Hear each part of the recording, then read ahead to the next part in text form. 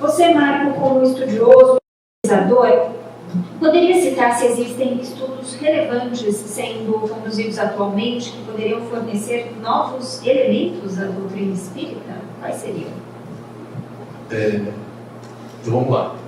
O Alexandre comentou da Liga dos Pesquisadores do Espiritismo, onde anualmente um grupo, não necessariamente os mesmos, trazem propostas investigativas sobre diferentes aspectos pertinentes às áreas do conhecimento existentes relacionados à temática espírita. O que é apresentado não que seja algo que esteja agregando novos princípios para o Espiritismo. São os mesmos princípios, não muda os conceitos basilares do Espiritismo, porém podem ser aspectos de aprofundamento ou desenvolvimento de uma perspectiva sobre determinada temática. E não precisa ser espírita para tratar da temática espírita. Eu vou citar um pesquisador bastante conhecido no mundo inteiro, que desencarnou há alguns anos, que é o Ian Stevenson, que ele trabalhou com aspectos vinculados à reencarnação, que seriam os casos sugestivos que ele publicou. Ele não era espírita, apesar de ele não ser espírita, ele tinha um grupo de trabalho, de pesquisa, em vários locais do mundo, e no Brasil era o Hernani Guimarães, que foi recebido, inclusive, quando ele veio ao Brasil, foi o Hernani Guimarães, e o Hernani Guimarães tem um trabalho de pesquisa sobre casos sugestivos de reencarnação nos moldes do Ian Stevenson, que ele publicou. Jacira é um dos casos bastante emblemáticos que o Hernani traz. Eu nem sei se tem essa literatura disponível para ser adquirida, eu tenho, mas nós temos sim elementos sobre a temática espírita que não necessariamente foram desenvolvidos por pesquisadores com um método específico ou um programa de pesquisa do Espiritismo. São temáticas espíritas.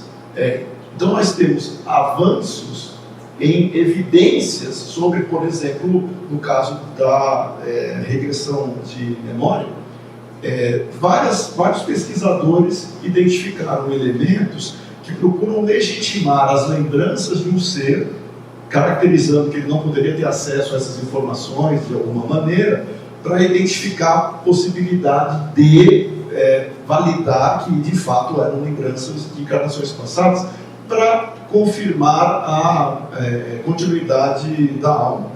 Não quer dizer que isso aumente o que nós sabemos sobre espiritismo.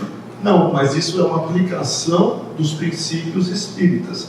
Os princípios espíritas, eles são riquíssimos. São as pessoas que querem fazer com que tem muita coisa nova.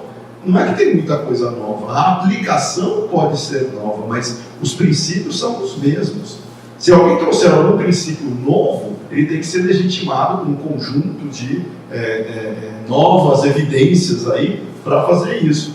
Então, só respondendo à questão, nós temos diferentes trabalhos no mundo inteiro sobre temáticas de interesse ao espiritismo, mas não necessariamente feitas com projetos de espíritas ou um programa de pesquisa espírita, mas que contribuem para a gente refletir sobre a essência do espiritismo. Eu fecho pelo meu tempo. Muita gente quer saber aonde estão os pontos relevantes do espiritismo. Eu costumo recomendar, na introdução do Livro dos Espíritos, no seu item 6, o sexto, Kardec lista lá os principais pontos do espiritismo. Dá para resumir aqueles pontos? Eu resumi em 14.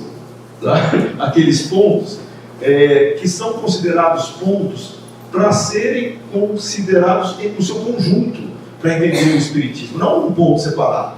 Muita gente diz assim, mas tem várias teorias ou propostas filosóficas orientais que tratam da reencarnação.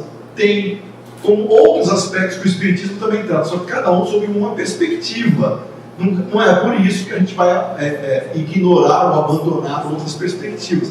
Mas no espiritismo a gente tem os princípios que norteiam a interpretação e a argumentação sobre eles. Então, resumidamente, nós temos pesquisadores espíritas, ou sobre a temática espírita, há grupos formados nesse sentido, no mundo inteiro, não necessariamente espíritas, mas pesquisas que interessam. E eu fecho com uma pesquisadora americana que a gente trouxe no ENIP do ano retrasado, que foi virtual, que é a Julie Baixo, ela pesquisa mediunidade e médiums. Ela não é espírita, mas ela pesquisa mediunidade e médiums.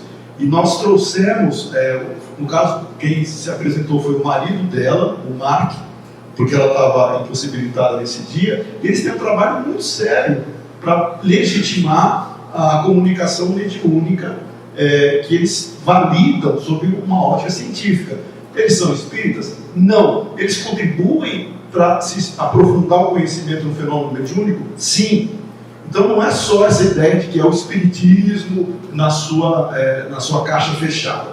É o estudo do fenômeno que pode ser interpretado sob diferentes âmbitos, e a gente tem que aproveitar esse material que também está sendo produzido. Tá? Ela não é espírita, mas foi convidada para participar de um encontro espírita e veio sem nenhum problema com a sua terminologia, mas apresentou, o caso deles, né? Mas apresentou como é feito. Um espírita pode ir para qualquer outro tipo de evento com a sua terminologia, buscando apresentar a sua fundamentação. Eu falei que ia fechar, mas eu vou fechar agora pelo tempo. O livro recente agora, que os nossos colegas Alexander Moreira e o Humberto Schubert Coelho lançaram sobre ciência, a lei da vida, né? Ciência da vida após a morte. É um trabalho muito sério, construído sobre bases acadêmicas, científicas. Não foi, nós somos espíritas. Não. Eles recolheram o que havia sobre essa temática nos principais periódicos de alto impacto de produção, reuniram isso para caracterizar uma pesquisa séria sobre a continuidade da vida. Ou seja, eles são espíritas, mas não é por isso que a pesquisa é definitivamente espírita. Ela é sobre a temática que interessa ao espiritismo. E fica aí a minha sugestão para a gente não fechar a ciência aumentando ou desenvolvendo os princípios, mas interpretando os fatos pelos princípios espíritas que nós também deveríamos fazer. Ou seja, Marcos, só para citar, você citou o doutor Hernani aí, eu tive a oportunidade de entrevistar o médico de família Eric Pires, de Belo Horizonte.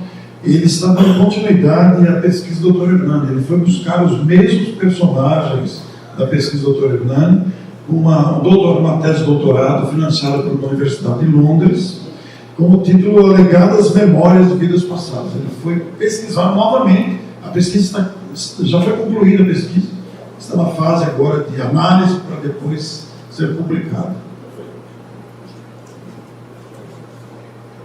Ele não pode esquecer que a neurociência está tão preocupada em responder onde está a consciência do homem, né? E as pesquisas de quase morte, experiência de quase morte, têm lançado luzes no entendimento disso. É um trabalho em andamento. A gente vai ter surpresas interessantes ao longo do tempo.